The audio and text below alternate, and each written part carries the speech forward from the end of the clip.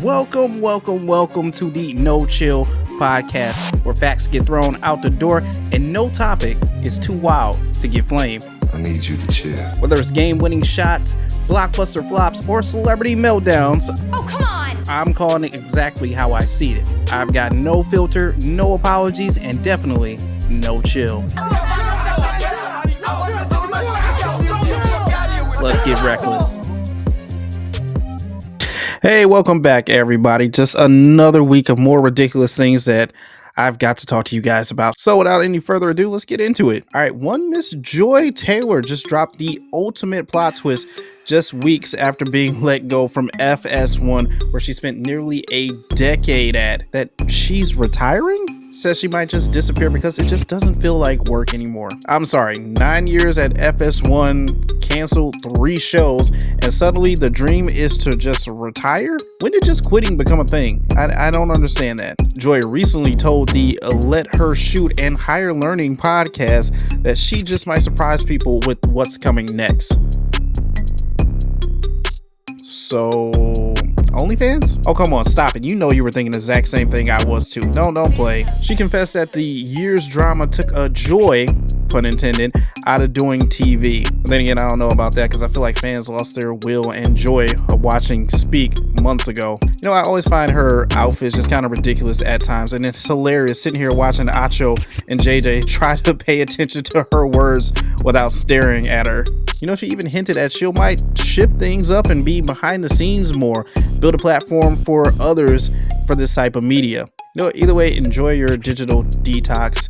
Enjoy as you disappear into podcast land, where only ghost ratings and lawsuits seem to follow you. Now look, I don't want to complain about this because, you know what, I don't see this as a problem. High Noon mistakenly used a leftover Celsius Astral Vibe sparkling blue Raz cans, that's a lot to say, the energy drink with the silver lids instead of their normal hard seltzer cans, and filled them with vodka seltzers. As some stores right now might have them on the shelves still, the FDA warned if it looks like the Celsius but has a silver lid and you live in Florida, Michigan, New York, Ohio, Oklahoma, South Carolina, Virginia, and Wisconsin, you might be getting tipsy on accident. Silver lid, drink responsibly. Black lid, energy drink. Imagine grabbing a Celsius can for your workout and instead of caffeine, you're catching a buzz while pumping iron. That's a gym session turned into happy hour in an instant. And you know what? I still don't see anything wrong with this either. High Noon literally introduced the adult version of a whoopee cushion in a juice box can. Surprise, you're drunk. Consumers are advised to dispose of cans marked with these silver lids if you want to. But if you wanted to get a buzz, hey, I'm not stopping you. You walked in wanting to get an energy boost and accidentally got lit instead. Who says no? Next time someone offers you 200 milligrams of caffeine in a silver lid, prepare to say hello to an accidental happy hour. All right, former astronomer CEO Andy Byron is about to sue Coldplay. What? The band that turned his embarrassment on a kiss cam into a global meme is about to be sued from what Andy claims as emotional distress and an invasion of privacy. What? Because who knew a concert kiss caught on camera could ruin your life? And if you don't remember, back in early July, these two got caught on camera embracing each other for concert goers and everyone in attendance with a phone to publish across the internet, which wouldn't be so bad if these two were actually married. And they're not. Soon after, both the CEO and HR employee resigned from their positions, which now has Byron planning a lawsuit that just doesn't make sense. Privacy? Motherfucker, you're at a public concert with cameras everywhere. You are so dumb. You are really dumb. For real. No, I don't think there's an attorney alive that would want to even touch this case with the fear of getting laughed out of court. What are you suing for anyway? The fact that Coldplay came out and said you might be having an affair at their concert? Opening a lawsuit is just an extension of the meme of yourself. So you might just want to think twice before you continue on this path. Look, in 2025, privacy is a myth and embarrassment is immortal. You are literally throwing gasoline on a digital fire and watching yourself burn. If anything, bro, lay low and turn your tragedy into dollar signs after your divorce, of course. Because you know what? I can see it now. How Kiss Cam made me rethink privacy in the meme age. You know, I thought the Bills fans had sass, but I think they just got outdone by whoever was the prankster at a recent WNBA game. With under 60 seconds left in the game, this mysterious assailant somehow turned the last minute into dildo or die. God forbid, I don't think you want your career pivoting to include you dodging a sex toy on live TV. Security and police were in place and used towels like it was a hazmat gear to whisk away this green object amid stunned silence fans that soon followed up with laughter as well too. But really, whose job is it to pick up the dildo on the floor? I really want to know. Is it the intern, the janitor? I really do think they would both hate to even attempt to pick that up. I do think it was all laughs afterwards, once everyone's seen that there was no danger involved. This will definitely go down as one of the funniest moments this season in the WNBA. And by the way, Golden State did end up winning that game 77-75. So I guess you could say, you know, two people hit game winners that night. Mixing it up a little bit, a big movie came out this past weekend. And look, we waited for years for this sequel. But I'm going to be real with you, this was not what we wanted. Happy Gilmore was an instant classic. Happy Gilmore 2, however, is a cringeworthy train wreck. I've seen golf balls fly further than comedy in this movie. It was an overdose of just stale nostalgia. Look, the sequel was so bogged down by callbacks and cameo appearances, it feels like a highlight reel without a good plot. It's like eating empty calories. You feel full, but also vaguely ashamed at the same time. And the cameos are everywhere, and yet none add anything substantial, just more wallpaper than humor, if I'm being honest. The runtime feels twice as long as the jokes are just painful, slow, stale, and stretch far past their sweet spot. Cameos like Bad Bunny and the real-life golfers had more screen time, while other celebs just showed up, waved to the camera, and kind of vanished back into oblivion like it didn't happen.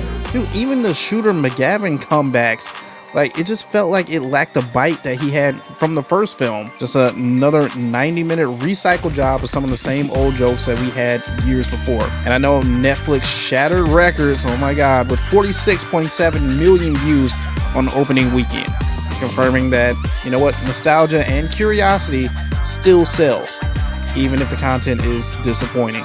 Look, I'm telling you now, watch at your own risk if you want to, but if you're craving some real Happy Gilmore energy, just dust off that 96 original. You know, Sophie Cunningham is starting to become a regular on this show.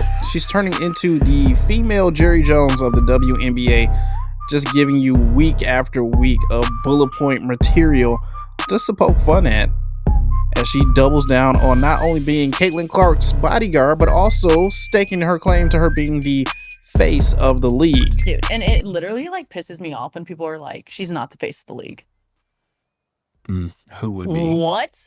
Sabrina? No. No, there's really good, well-known people in our league, but when people try to argue that she's not the face of our league, Yeah. or if our league would be where we're at without her, you're dumb as shit. Yeah. You're literally dumb as fuck. Is she wrong? I don't know. Is she right? I don't know either. It's all opinions, and you know what? It's all for entertainment. Even with WNBA fans name dropping ladies like Asia Wilson, Angel Reese, or even Kelsey Plum. Look, Clark drew 2.7 million viewers in one single game. It's the most watched WNBA game in 25 years. Opposing arenas even had to shift games to bigger venues just to accommodate her. Caitlin moves the needle, and Sophie's not shy about pointing that out either, even if it is at the rest of the league's expense. She's unapologetic, she's sassy, and she's making sure everyone knows what team she's on or off the court. It's Team Clark or die. Alright, Agent Zero is in the news as it's speculated that he may be running an underground casino lair in his Encino mansion. Well, I feel like they made a movie about this. Complete with gold trim table branded Arenas Poker Club, chefs, valets, armed security, and even companion services were allegedly available to players in this club. A lot of people are speculated as to who was gambling there, which, you know what, I won't get into. But Arenas was released from jail on a $50,000 bond as he posted a video dancing down the court steps to all of his social media accounts. You know, remember when we used to talk about this guy as a 3-time All-Star, an elite scorer, or NBA's most improved player? Now he's probably the first NBA All-Star to ever be inducted for running a custom poker ring in his own mansion. You know, despite the bold front, if convicted, Arenas could be giving us all a real show from behind bars coming up next. And finally, ladies and gentlemen, grab your feather boas and brush off those wings, because Victoria's Secret just dropped the biggest announcement of 2025 as the fashion show is now back. It's lights, camera, angels. After a 6-year hiatus, they gave us a reboot back in 2024, and now this fall, brace yourselves for Fashion Show 2.0. It's a sequel no one knew that they needed, but everyone secretly really wanted, as the 2024 reboot mixed in OG angels like Tyra Banks, Adriana Lima, with new trailblazers of today. This year it's even bigger, as they expect another star-studded lineup of rumors swirling about performances from Sabrina Carpenter, Dolce, Chaperone. This isn't just a comeback, everybody. This is a full glow of being socially progressive as well too. It's now going to include plus-size ladies, transgenders,